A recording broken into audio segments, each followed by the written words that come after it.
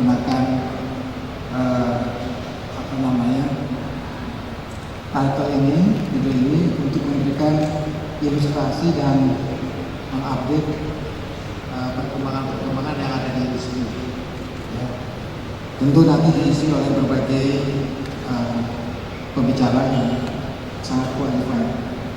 Banyak yang saya siapkan, terutama untuk adik-adik mahasiswa, dan bahan ini menurut saya cukup lengkap. Tentu saya tidak akan memberikan semua, tapi highlight-highlight yang saya pikir penting akan saya informasikan di sini. Sehingga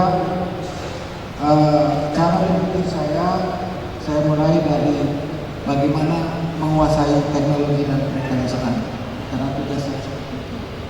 Bagaimana perkembangan industri Indonesia, kemudian bagaimana penguasaan teknologi di sektor industri, akumulasi teknologi apa yang telah kita dapatkan selama ini dengan tentu beberapa contoh.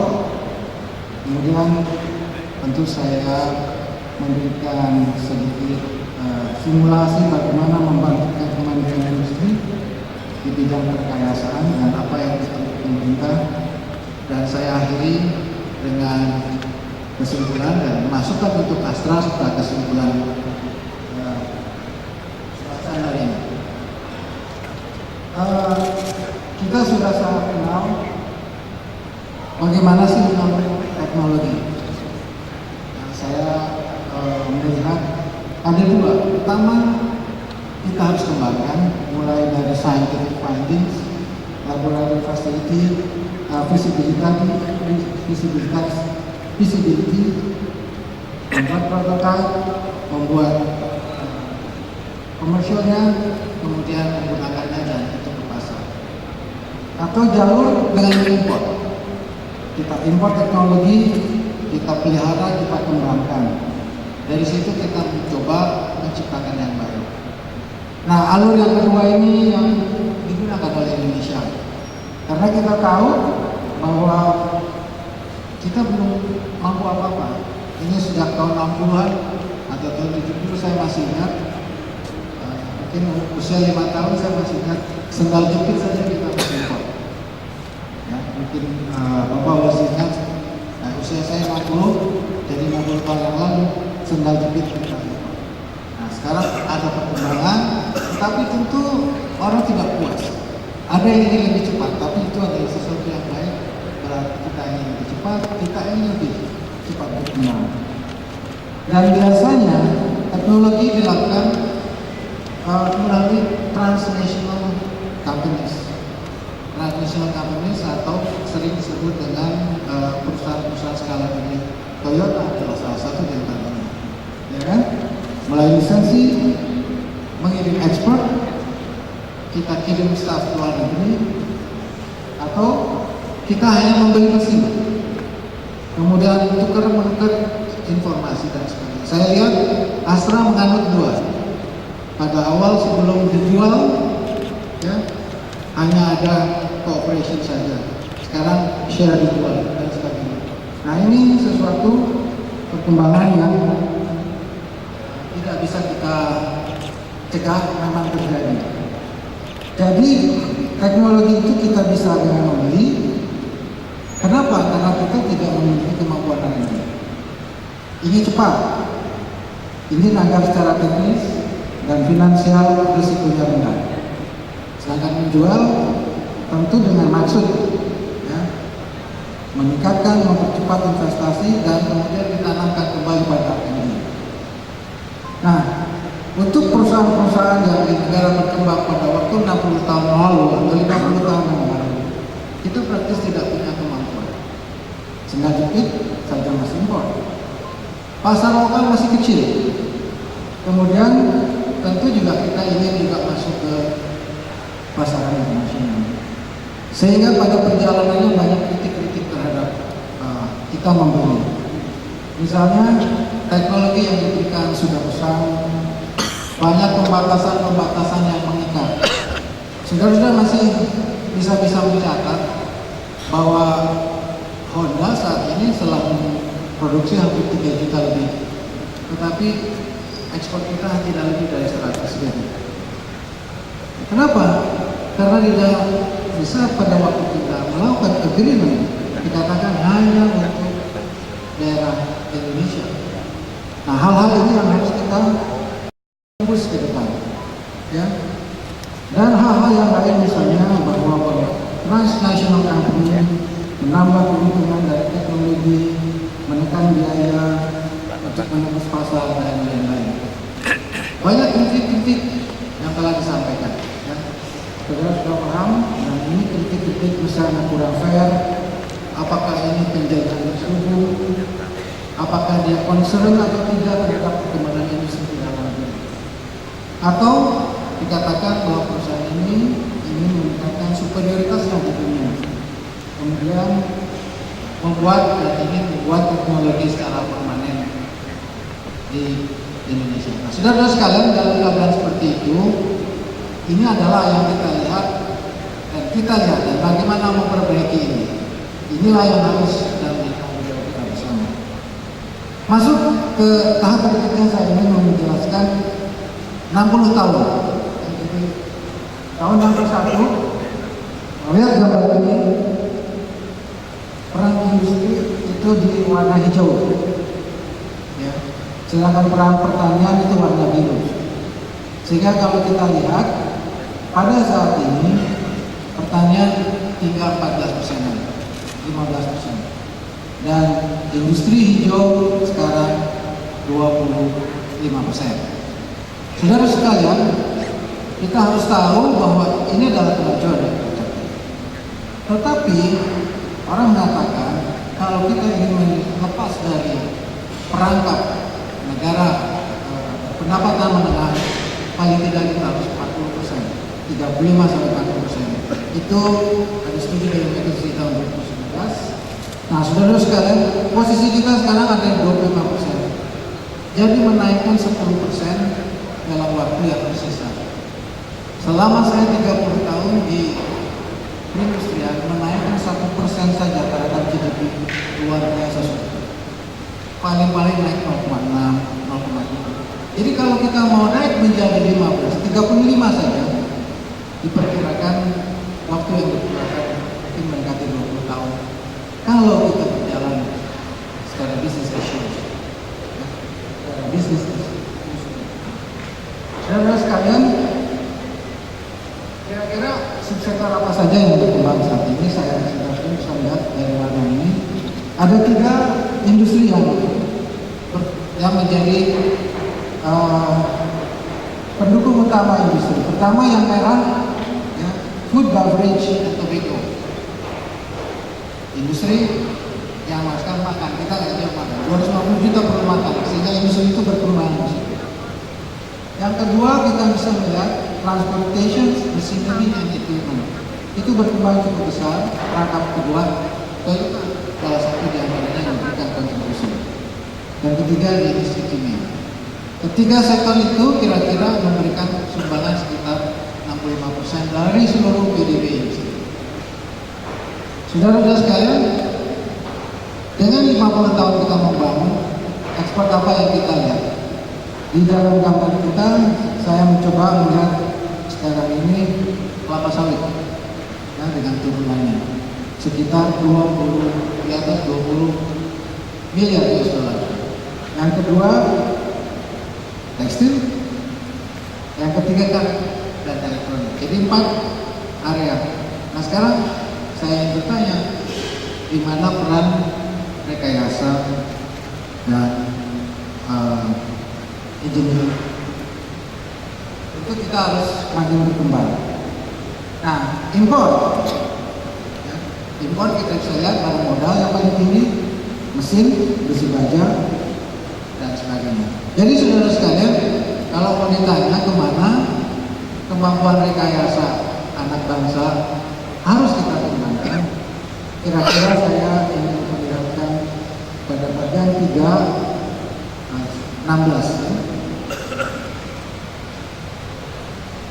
Di gambar 16 ini adalah gambar yang saya buat tahun lalu 2013, yaitu KLUI, kelompok lapangan usaha industri. Itu seluruhnya adalah kelompok-kelompok industri. Bapak bisa lihat pembagian menurut low, medium high itu adalah berdasarkan OECD. Kalau lihat distribusi dari paparan ini, kita bisa melihat bahwa kita masih di area low and medium low. Jadi kemana rekayasa anak bangsa harus kita lakukan? Tentu ke high. Oleh karena itu saya berikan gambar ke kanan. Ya. Di ekspor pun demikian. Nah, kalau kita lihat di impor, sudah jelas distribusinya ada di sebelah kanan. Sehingga kita harus mendorong ke arah kiri. Salah satu di antaranya melalui rekayasa, melalui produksi di dalam negara. Saudara-saudara sekalian, 60 tahun membangun, 50 tahun membangun, tentu kita telah memiliki sesuatu. Ini gambaran secara singkat terhadap apa yang telah kita miliki. Saya hanya mengambil dari sistem logistik saja. Saudara sekalian, di industri perkereta-apian sebenarnya kita sudah lengkap. Tinggal siapa yang pakai, siapa yang membeli. Pemerintah mau nggak memprioritaskan produk yang baru. Ya, tentu jangan kita berpikir terlalu cepat bahwa kita harus membuat kereta api cepat.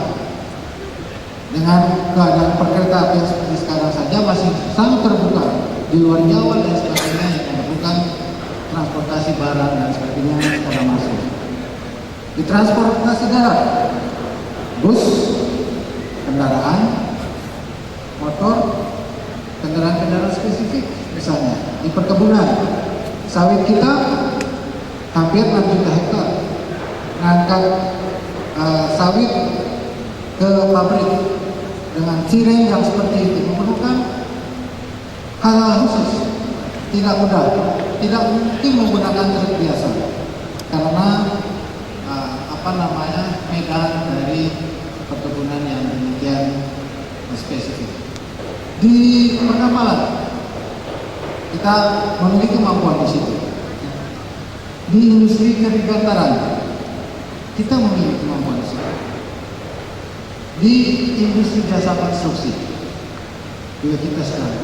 Jadi sebenarnya 50 tahun pertama kita sudah memiliki semua, dan yang perlu adalah bagaimana meningkatkan itu dan membesarkan itu dan meningkatkan kemampuan di bidang engineering dan rekayasa. Saudara-saudara sekalian, saya mengambil beberapa case study. Ini ada 4 case study yang saya ambil untuk saya share di sini. Ya, case study pertama tentu adalah saya ini di sini ada dekat di Jawa Timur dari Unip yang selesai Maret 2015. Ini billion US dollars. Ya, kita membangun dari mulai mentransport minyak dari tanah sampai ekspor. Dibagi dalam 5 section. Ya. Nah, ini saudara-saudara bisa melihat bahwa proyek-proyek besar sudah kita lalui yang demikian, dan ini membutuhkan rekayasa dan engineering yang luar biasa. Menurut saya, engineering dan rekayasa kita paling banyak sekitar 20-30%. Di case ini 70% masih kita menggunakan impor. Karena pertama adalah banyak hal yang bahwa kadang-kadang bahwa pemerintah sendiri atau pemberi kerja masih menyaksikan kemampuan dari rekayasa dan engineering kita. Kebanyakan proyek-proyek semacam ini diberikan keluar, kita bisa mengerti karena saking mahalnya, kalau gagal siapa yang akan gagal?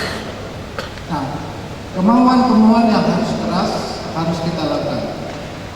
Contoh di sini, misalnya penentuan daripada material saja harus ditentukan berdasarkan spesifikasi yang sangat rumit di Norway misalnya. Padahal kita tahu Laut Jawa sama Norway perbandingannya seberapa.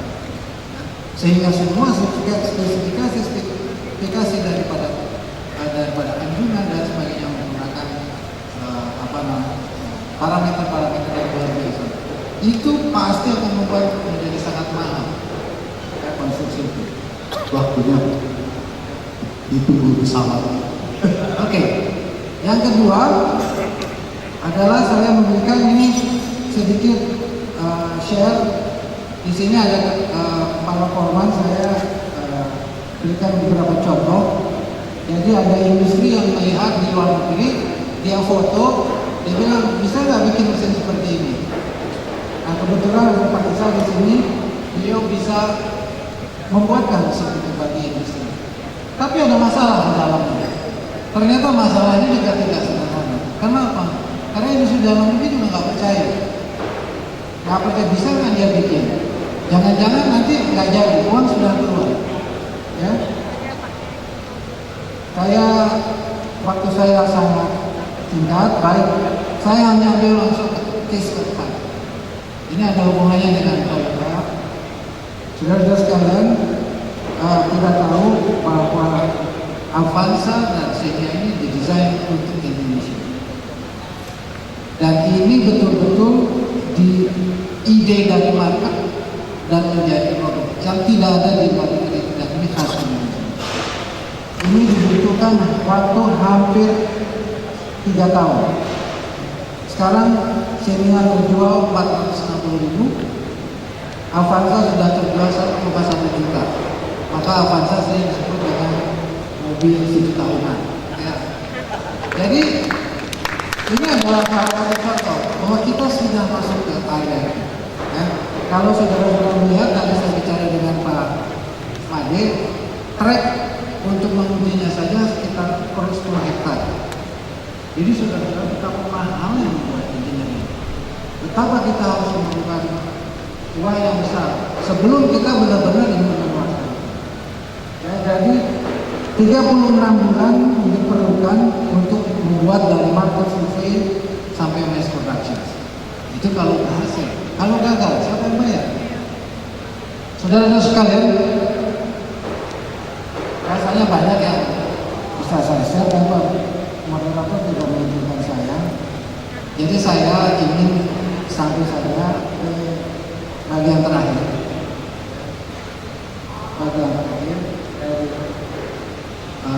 Kesimpulan paparan saya. Pertama, tentu sebagai Toyota ada bau-bau Astra. Pertama, saya ingin juga memberikan masukan. Tentunya kita harus memiliki visi dan target penguasaan teknologi, termasuk capaian. Kapan teknologi di Toyota bisa seluruhnya menjadi karya bangsa. Daihatsu sudah melakukan itu, dan Toyota masih memberikan pada Daihatsu. Yang kedua, perkuat kemampuan R&D dan desain engineering baik dalam mobil dan motor yang cocok terhadap tantangan lokal. Ya. Yang kedua, perkuat kemampuan R&D, desain dan engineering untuk komponen. Ketiga, dorong dan bantu para vendor melakukan kegiatan desain dan engineering. Di Astra ada yang disebut Wintech, yang satu perusahaan yang menurut saya sangat baik. Berikan dia lebih banyak pekerjaan untuk mendesain dan merekayasa mesin dan alat produksi. Laksanakan joint design dan engineering dengan prinsipal, dan minta keleluasaan yang lebih besar di bidang ini kepada Toyota. Tingkatkan peran asosiasi industri, IATO misalnya. Dorong sentra otomotif industri untuk berkiprah secara nyata dalam pengembangan teknologi dan desain para vendor mandiri. Jadi vendor mandiri itu adalah vendor yang orang Indonesia, bukan vendor yang datang dari Jepang. Kemudian yang terakhir, budayakan kecintaan terhadap produk Indonesia. Dan sebagai kesimpulan daripada paparan saya, pertama, kita sudah mengikuti alur yang kedua, membeli teknologi. Nah sekarang tinggal bagaimana alur yang pertama, yaitu mulai dari konsep, desain di dalam negeri, dan sampai dengan pasar. Root itu sekarang yang harus menjadi tantangan kita.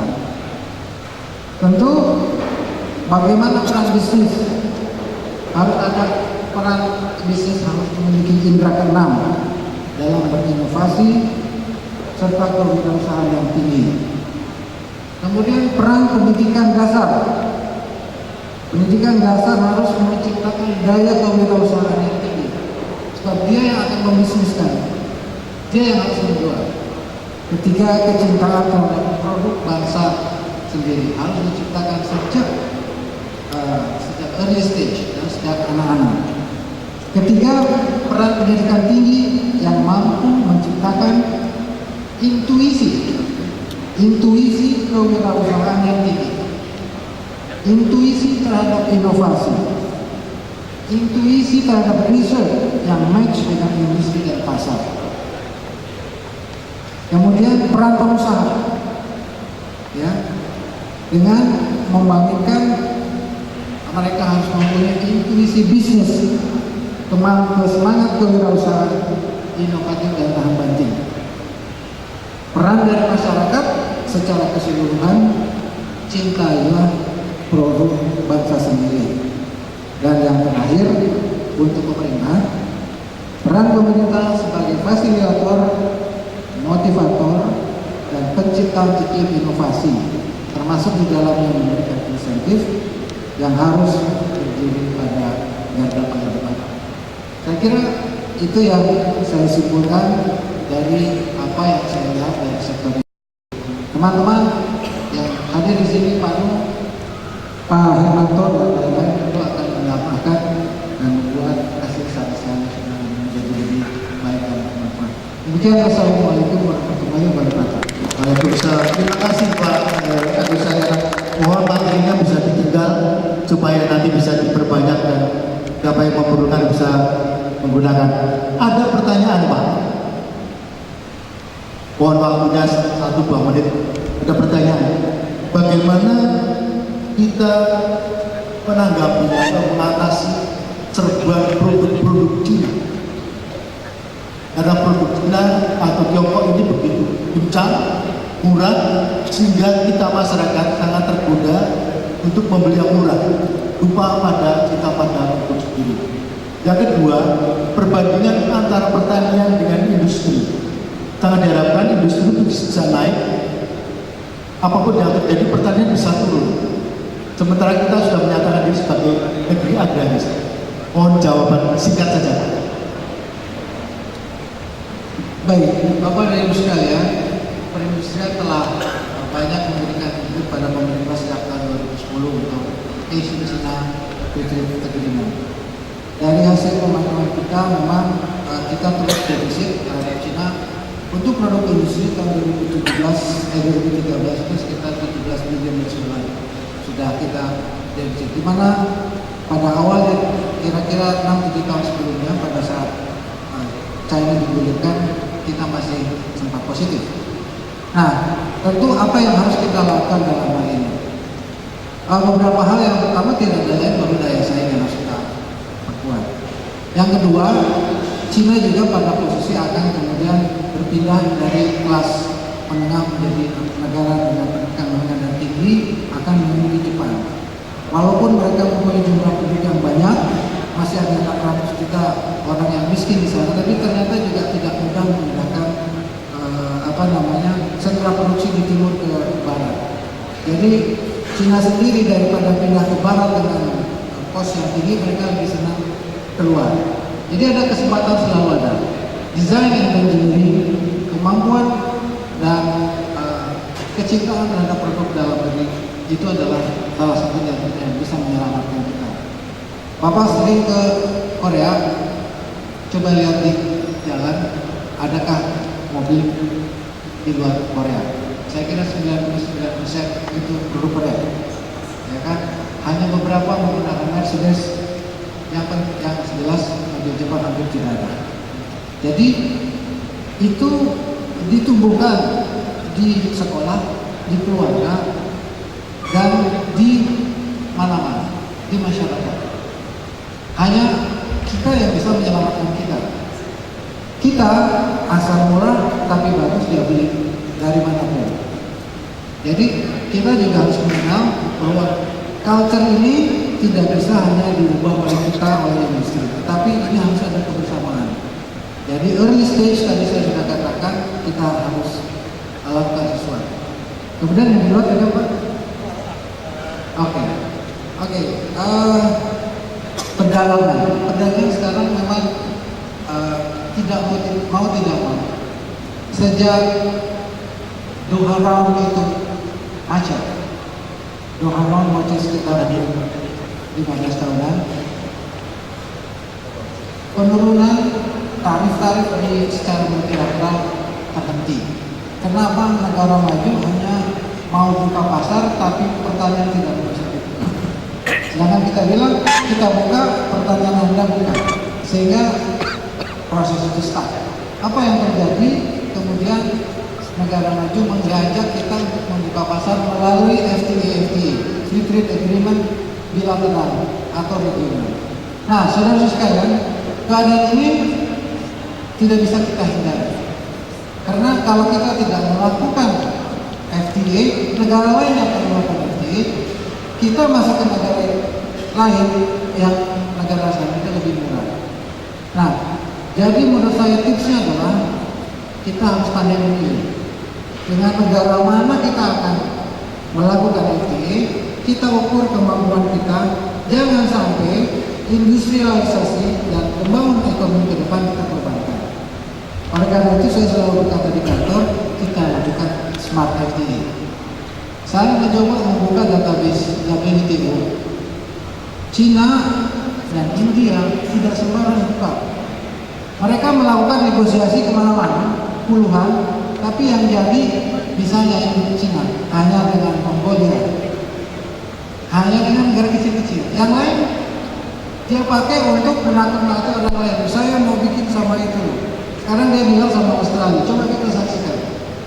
Australia berapa lama dia akan selesaikan? 5 tahun, 7 tahun. Ya. Di kita selalu dia menjadikan top down.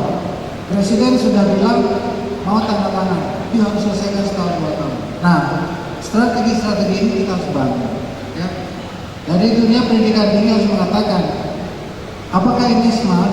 Apakah ini tidak mengorbankan masa depan kita? Tentu Kementerian Pendidikan tidak bisa berbicara sendiri. Jadi ini harus merupakan bagian daripada strategi nasional. Oleh karena itu setiap keinginan untuk melakukan free trade agreement dengan siapapun, kita harus melakukan analisa yang semasa-masanya dan kita mengatakan kita siap, tapi yang mana? Tapi kita juga harus siap yang lain melakukan. Saya kira demikian Pak. Terima kasih. Terima kasih Pak.